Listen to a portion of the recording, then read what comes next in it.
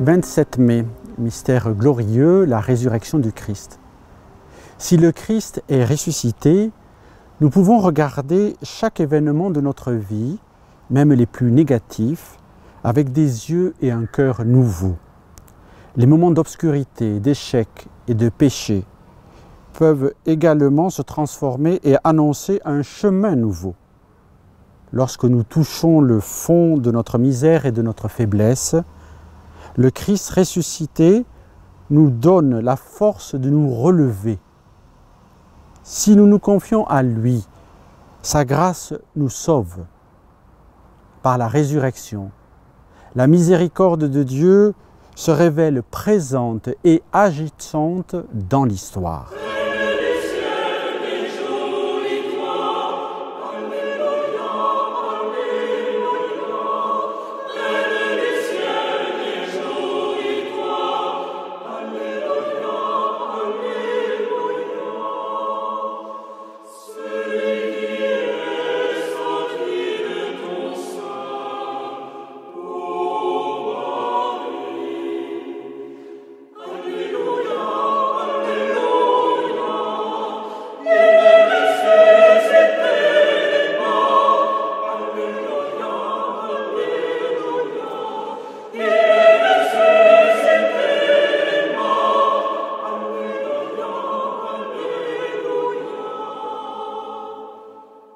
La résurrection.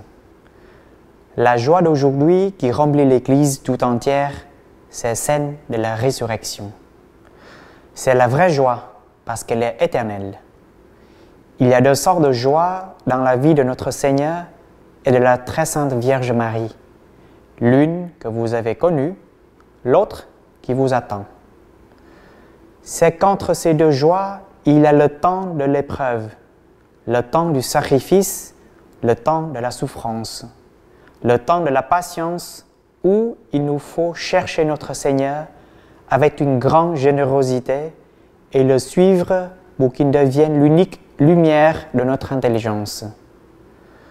Le temps, enfin, pendant lequel Jésus-Christ doit devenir comme la force de notre vie, afin que, marchant à sa suite dans cette voie de patience, nous arriverons à la joie éternelle.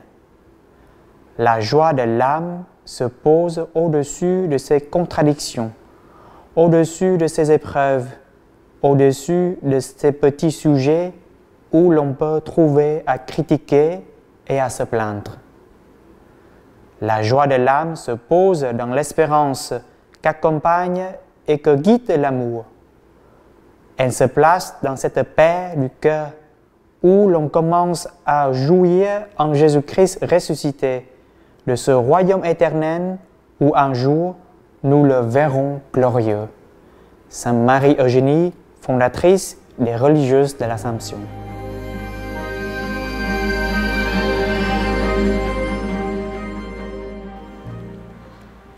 Marie, tu as vu les apôtres être transformés. De faibles qu'ils étaient avant le jour de Pâques, ils sont devenus forts, pleins de joie, ardents, confirmés comme eux par la grâce du Saint-Esprit. Que ton Fils nous donne de comprendre le mystère de sa Pâque et de sa résurrection, et que cela produise en nous tous les effets de transformation et de passage.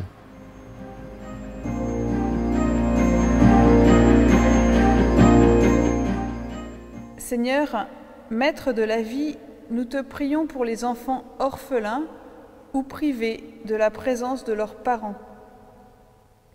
Qu'ils rencontrent des adultes aimants qui leur permettent de grandir dans la sécurité affective. Qu'ils puissent aussi découvrir l'amour de Dieu le Père et l'amour maternel de Marie. Seigneur, victorieux sur les forces de mort, nous te prions pour les familles divisées ou qui vivent des tensions, des incompréhensions. Que ton Esprit Saint leur inspire le pardon et la réconciliation dans le courage de la vérité et du dialogue.